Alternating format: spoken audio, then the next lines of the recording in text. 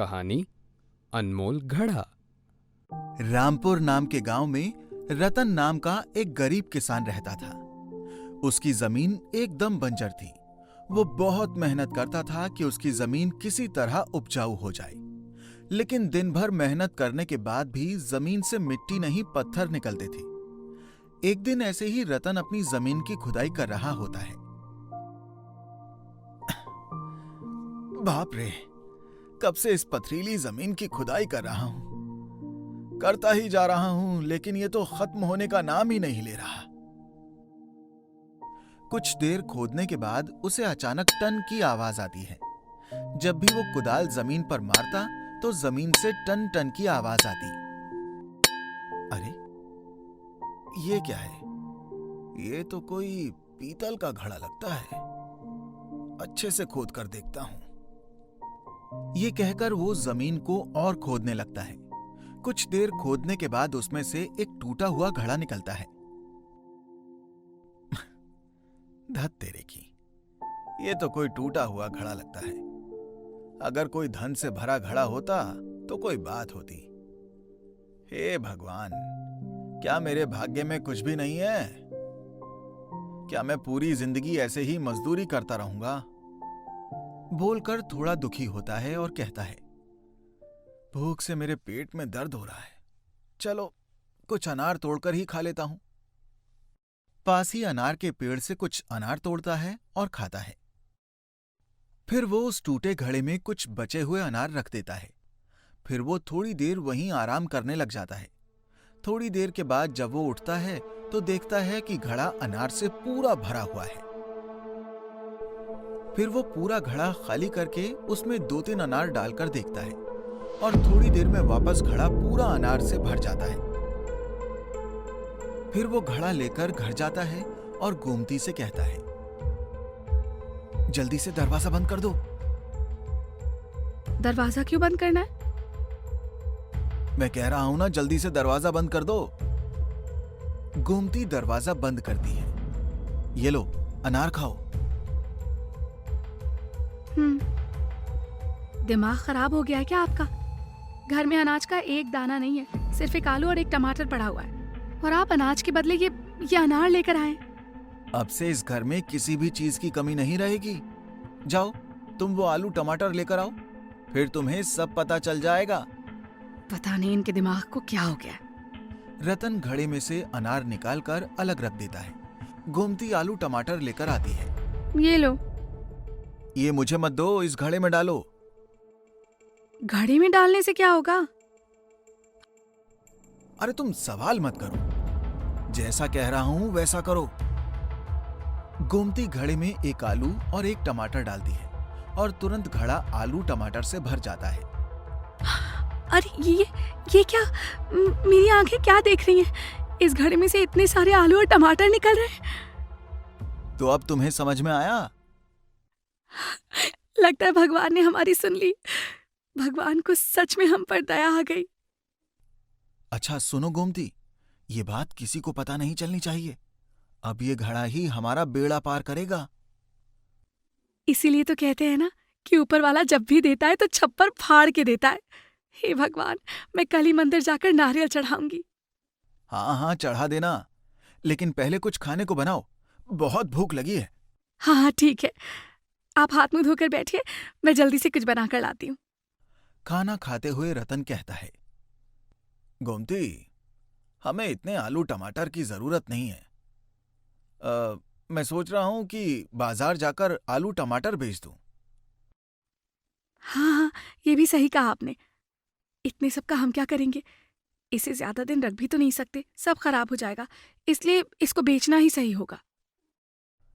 अब तुम देखना गोमती, हमारे जीवन में कोई तकलीफ नहीं होगी। वो आलू टमाटर और अनार से भरी बोरी लेकर सब्जी मंडी जाता है और बिल्लू फल वाले से कहता है, अरे तुम्हारी दुकान में तो बहुत सारे फल हैं, तुम्हें क्या चाहिए वो बताओ। नहीं, आज मैं कुछ लेने नहीं देने आया हूं। सुनो, आलू टमाटर और अनार बेचने आया हूं। अरे क्या बात है रतन भाई, तुम्हारी पथरीली जमीन में तो कुछ भी नहीं उगता है, फिर ये सब कहां से आ गया? क्यों आया, कैसे आया, ये सब छोड़ो। बस ये बताओ कि तुम्हें लेना है या नहीं, नहीं तो मैं किसी और के पास जाऊं। नहीं नहीं, ऐसे क्यों कह रहे हो? लाओ लाओ। रतन बोरी से आलू, टमाटर और अनार निकालकर उसे देता है और उसके बदले रुपए लेता है और वहां से आगे बढ़ जाता है। आज बहुत दिनों के बाद रुपए हाथ में आए हैं, क्यों ना इससे एक कमीज ले लूं। बहुत दिनों से यही फटी कमीज पहन रहा हूं। इधर घर में गोमती घड़े के सामने अपना दुख जता रही थी। पैसे ना होने की वजह से शादी के सारे गहने मुझे बेचने पड़े थे। अब एक ही गहना बचा मेरे पास, लेकिन आज के बाद मैं रानी बन जाऊंगी। ऐसा कहकर वो अपना मंगलसूत्र घड़े में डाल देती है और घड़ा तुरंत गहनों से भर जाता है। अरे बाप रे, इतने सारे गहने! मैंने तो कभी सपने में भी इतने गहने नहीं देखे। इतने सारे गहने देखकर गोमती खुशी से फूली नहीं समाती है। वो सारे गहने पहन लेती है। तभी रतन घर के बाहर आता है। अरे भाई, घर का दरवाजा क्यों बंद कर रखा है? गोमती, कहाँ हो तुम? जी, अभी आती हूँ। गोमती दरवाजा खोलती है तो उसे देखकर रतन कहता है, अरे, मुझे अपनी आंखों पर यकीन नहीं हो रहा है। तुम्हारे पास इतने गहने कहाँ से आए? अब मैं गरीब गोमती नहीं रही, रानी बन गई हूँ, रानी। जब भगवान ने हमें ये जादुई घड़ा दिया ही है, तो अब हम गरीब बनकर क्यों रहें? नहीं गोमती, बचपना मत करो। समय ठीक नहीं है। अगर किसी को पता चल गया तो बहुत मुसीबत हो जाएगी। हाँ, ठीक है, ठीक है। ये तुम्हारे हाथ में क्या है? क्या लाए हो? कमीज लाया हूँ। बहुत अच्छा किया। तुम्हारे पास कमीज नहीं थी, एक ही थी, वो भी फटी पुरानी। लाओ दिखाओ तो। रतन उसे कमीज देता है तो वो उसे घड़े में डाल देती है और फिर घड़े में बहुत सारी कमीज आ जाती हैं। रतन, ये क्या कर रही हो? सुनिए जी, मैं इसमें से 10 कमीज रख लेती हूँ आपके लिए। बाकी ना आप जहाँ से लाए थे वहीं जाकर बेच आइए। रतन दूसरे दिन हीरा की दुकान पर जाकर सारी कमीज बेच देता है।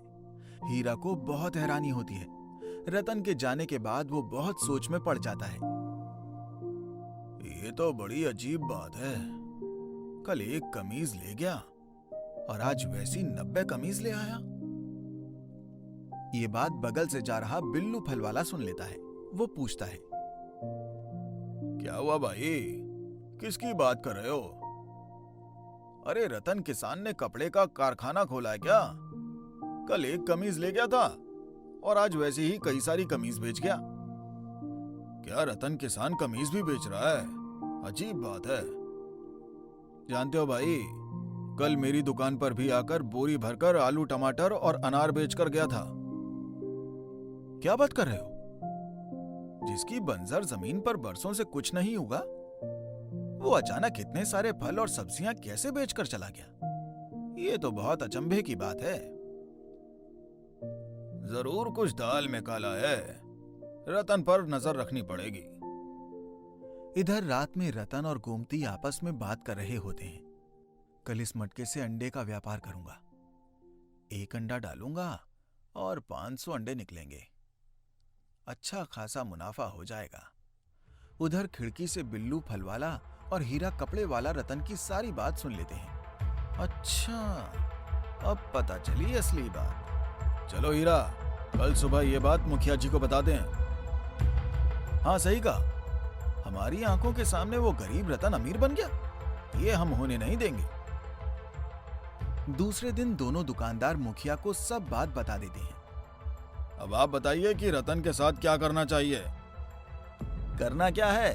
रतन को उसके घड़े के साथ पकड़ कर लाओ। जा भोलू, रतन को भी पकड़ कर ला। जैसी आज्ञा मुखिया जी।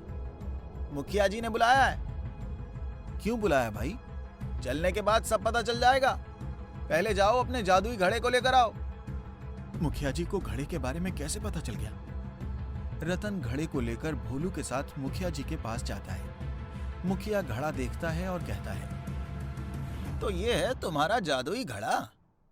बहुत सुना है इसके जादू के बारे में। जरा देखूं तो ये कैसा है। मुखिया जैसे ही घड़े का रहस्य जानने के लिए उसके अंदर सिर डालता है, तभी घड़े के अंदर से एक के बाद एक बहुत सारे मुखिया निकल आते हैं।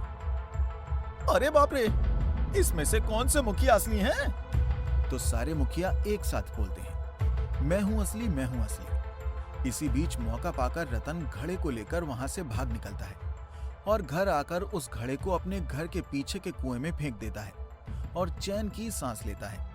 वो मन ही मन बोलता है कि ना रहेगा बांस और ना बजेगी बांसुरी।